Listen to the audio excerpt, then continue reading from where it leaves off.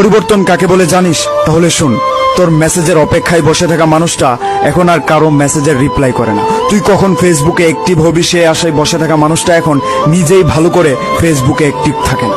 তোর মেসেজের অপেক্ষায় রাতে না ঘুমিয়ে বসে থাকা মানুষটা এখন তুই ঘুমানোর আগেই ঘুমিয়ে পড়ে। মেসেজ পাওয়ার পরে সাথে সাথে রিপ্লাই দেওয়া মানুষটা এখন মেসেজ পাওয়ার পরেও রিপ্লাই দেওয়ার আগ্রহটা হারিয়ে ফেলেছে।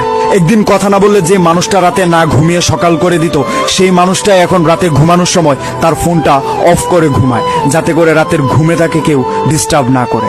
যে মানুষটা কথা বলতে গেলে তোমার সাথে ঝগড়া করতো, সেই মানুষটা এখন ঝগড়া কেন কারোর সাথে মেসেজও করে না। যে মানুষটা পৃথিবীতে সবচেয়ে বেশি তোমাকে মূল্য দিত, সেই মানুষটা এখন তুমি কেন পৃথিবীর কাউকে মূল্যায়ন করে না।